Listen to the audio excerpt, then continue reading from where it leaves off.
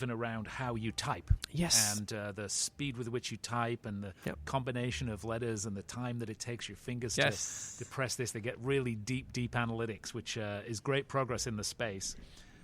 But also, great innovation around connecting people and creating experiences for learning rather than just kind of page-turning e-learning, which I think was the initial stuff. Fernando, there's so much we can talk about. There's one thing that I've always been really interested in was Home Depot. I really think Home Depot is a fascinating case study about how companies use learning to create trust and interact with their customers. When I go to the Home Depot store, I typically have no idea what I'm trying to achieve on my project at home.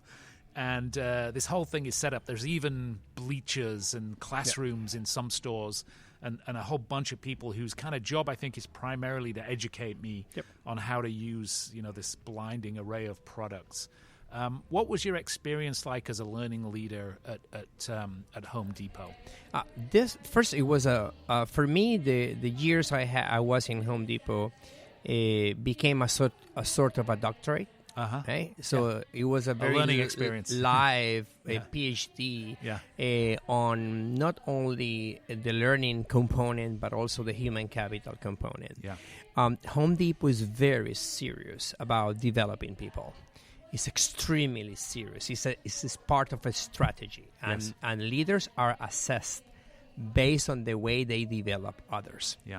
And it's part of the compensation. It's part of your assessment. And the structures, both digital and technologically, and physical and behaviorally, are designed for that. It's fascinating to be in a company, for me, who, as you described, takes care of the educational component of the customer by educating their store leaders to become advisors and project consultants and facilitators of learning of the consumers and customers. And from the other side, a company who really takes care of the way that leaders know how to lead and also how associates know how to perform their jobs in a way that is not only impeccable technically, but also behaviorally based on the values we preach. I learned a lot of a very robust culture, how values are not stated but lived, are not declared and posted on walls but really exhibited and demonstrated by everyone, and that you're held accountable by living those values. So the learning component was always technical combined with cultural. It was always aligned to the values, the 8 corporate values of Home Depot. And it was always aligned with a customer-centric culture. Our customer and our store team members are the critical and most important people in the company. Who are we serving? And those who serve our customers. So that combination for me was amazing because all of us have experienced these organizations where statements about vision, mission, purpose, values are very clearly displayed, but they are not demonstrated by the people and their leaders. So it was a lack of consistency. I was blessed to be in a company such as Home Depot that was a school of values for me. It was the reconfirmation and the confirmation of some of the values I had, but also the education of others' values that I didn't have and that I was not aware that I needed to develop it, and I did. And this experience of being in a company who acquired another company that I was assigned to and respected the values of the acquired company. My experience in mergers and acquisitions before that in oil and gas was not like that. You, as an acquirer company, you were imposing your values, yes, your culture, and the receivers needed just to take a decision and do it. Yeah. Home Depot was so respectful with this company, Global Custom Commerce, known as Blinds.com, and they saw that the company was successful, that the leader was extremely good leader, and that the culture was such an asset that they said, we're not going to do a full integration. We're going to incorporate the 4 values of Global Custom Commerce, and we will respect that in that specific division will be co-living the culture of Home Depot corporate and the culture of the subsidiary that later became a division. Got it. So that was amazing. Yeah. So just for our listeners, not all listeners might know who Home Depot is. So it's a U.S. Chain of, I guess, hardware stores. It is a home improvement retailer. Yeah.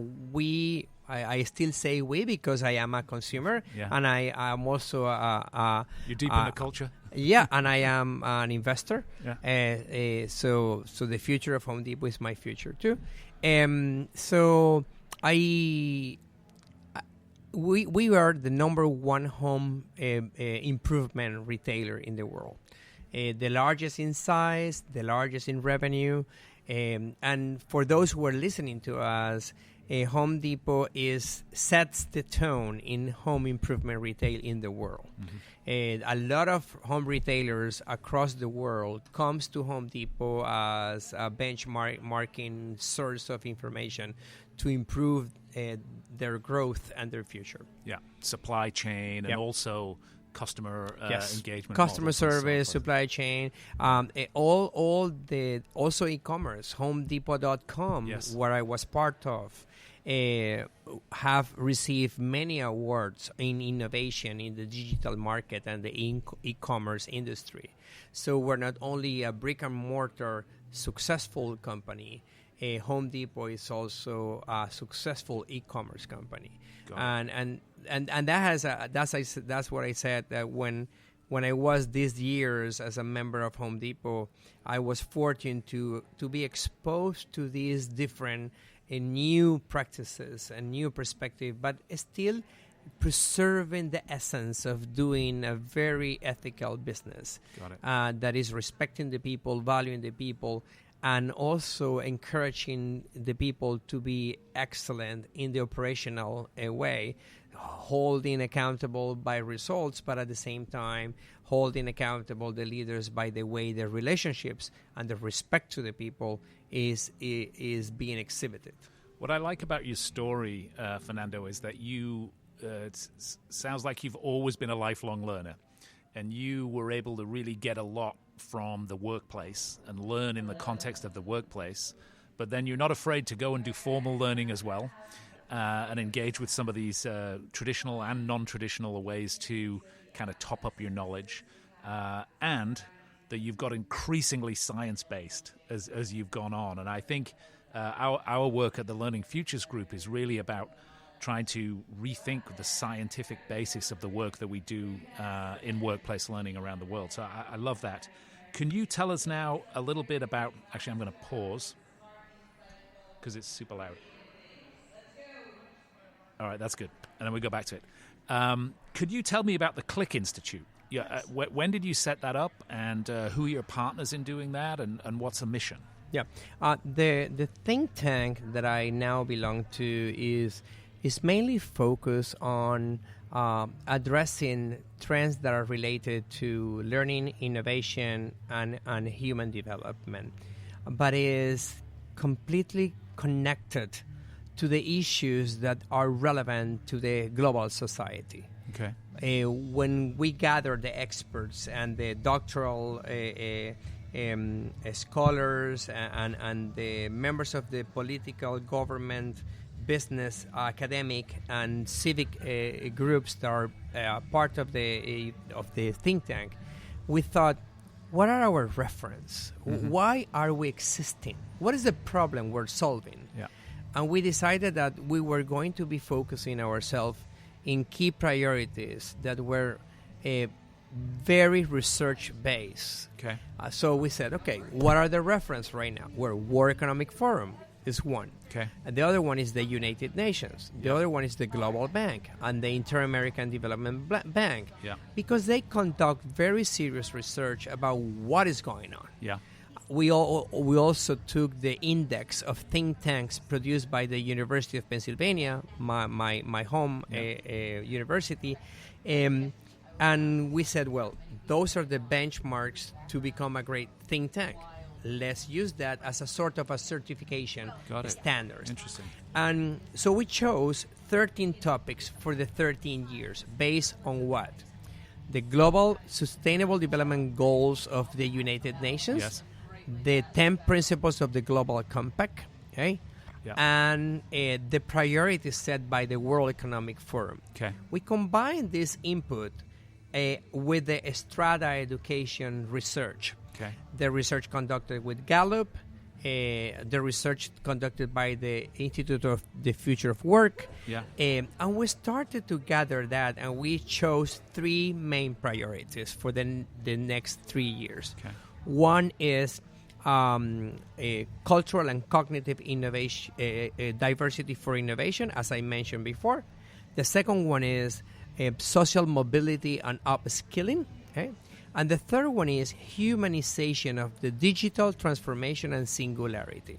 So the first one is based on how we can reduce the cultural and cognitive gap in teams, in leading teams. Mm-hmm. So the board of directors, the senior leadership teams, the executive leadership teams are more diverse, culturally, identity-based, and cognitive-based, so they can be more innovative. Okay. Why is that?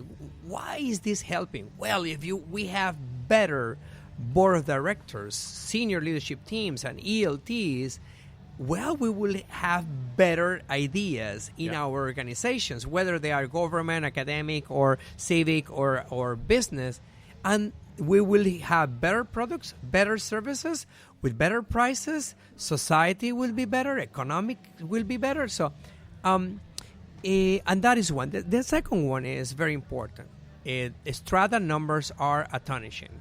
The amount of people who are not having the right skills for the work that we have right now and the future work that we don't know actually if it's going to exist or not is dramatic. So by helping people to go up in the ladder of social mobility, by increasing their revenue and their income so they could actually be better socially, thanks to a proper education, whether it is formal or not, whether they are going to a technical school to get some skills and get a better job or a promotion as a supervisor or manager, or they are going to college or to the university to acquire the skills and the knowledge they have to be better at their profession, we need to help the universities, the educational institutions, the government with the right policies, and the companies to really help the people who wants to be better, who wants to be adding value to not only the organizations but the society. Got it. So what is the membership? How do you get to very participate good, in this think tank? Very good question. And what are the outputs? What are the? So we have a combined model. Okay. The think tank will be producing research. Yeah. So we will have 3 postdoctoral fellows that will be leading the 3 priorities and the research teams. So we'll be producing both peer review articles and white papers in the form of reports that will be accessed by our members. Members will be organizational members and individual membership, and the membership will be nationally and internationally scope. We have 4 leaders of the international network of the institute, and we're starting with 13 countries this year. Okay. We already have signed up Cameroon, Turkey, Japan, Korea, Singapore, We're signing up Mexico, Colombia, Spain, Denmark, Norway. So we're going to have